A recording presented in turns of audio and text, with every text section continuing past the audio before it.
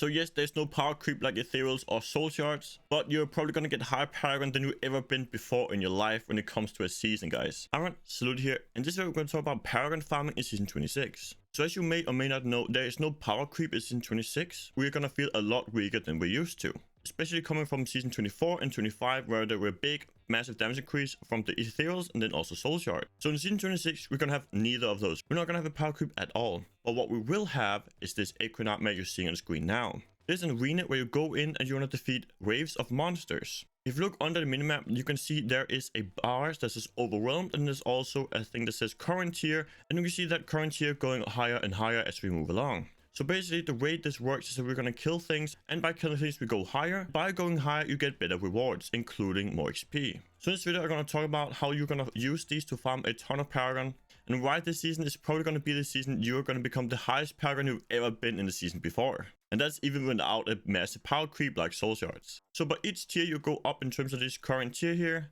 the monster will deal more damage and have more health. So for first character, let's say you're Paragon 600, you just have a 6 piece. Getting to current tier of maybe 100, 110, 120 would be a good thing, as this will grant you a ton of rewards, including XP and also an augment. If you look at my inventory now, I have a thing called Whisper of Atonement. You get these from the EchoingNightmares, and you get a level depending on how high you clear. So it caps at 125, so if you cleared a tier of 125 or above, you will get this at 125.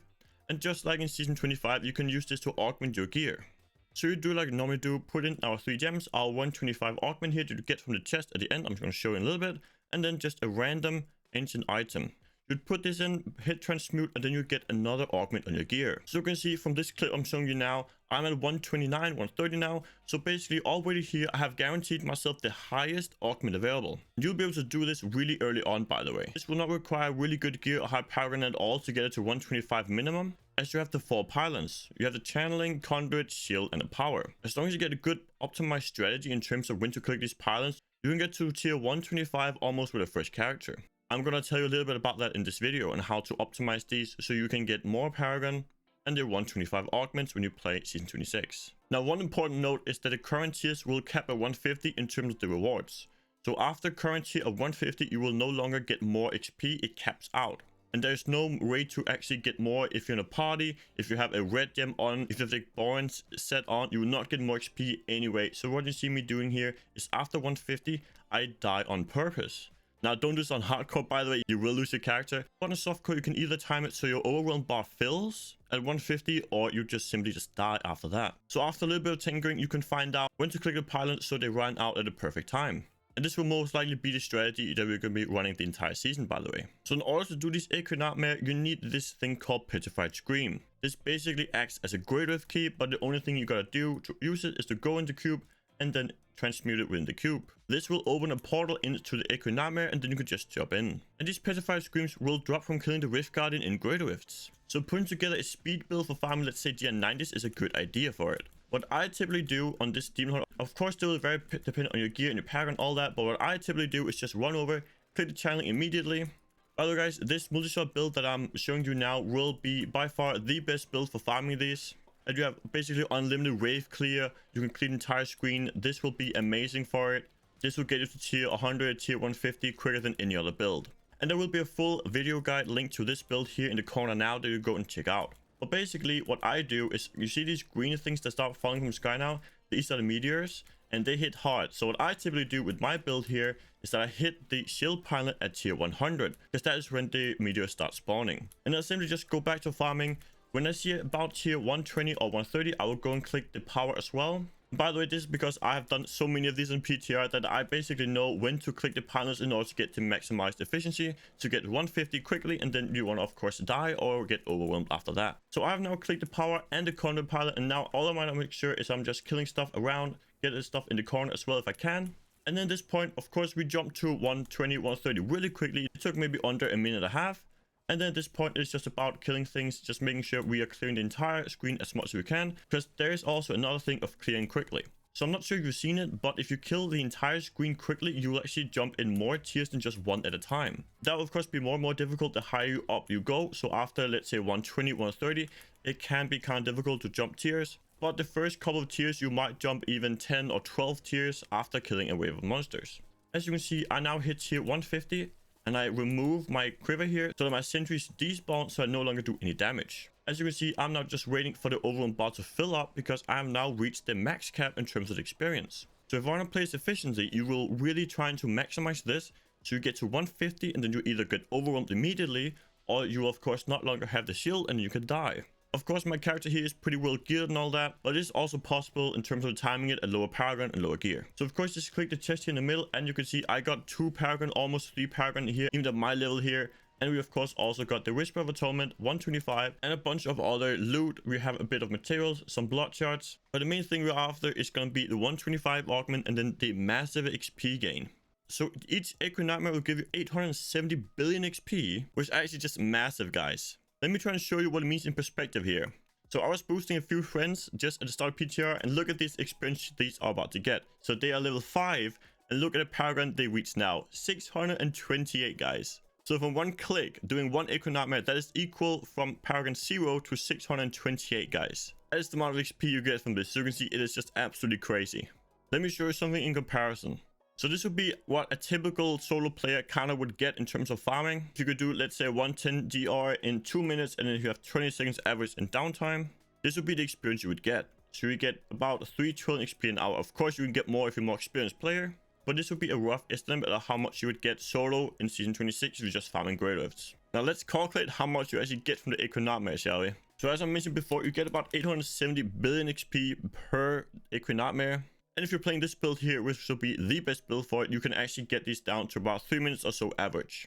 So for me, with my Paragon, my gear here, it takes about 3 minutes or so to do an entire thing, close a game, start a new one, and then go again. It takes about 3 minutes or so. So of course, if we look at how many we can do an hour, we can do 20 of these EchoingNightmares an hour, rough estimate. And if we then of course set the 20 and we didn't time it by 870, you would get 17 trillion XP an hour as a solo player. Of course, it requires some good gear in Paragon.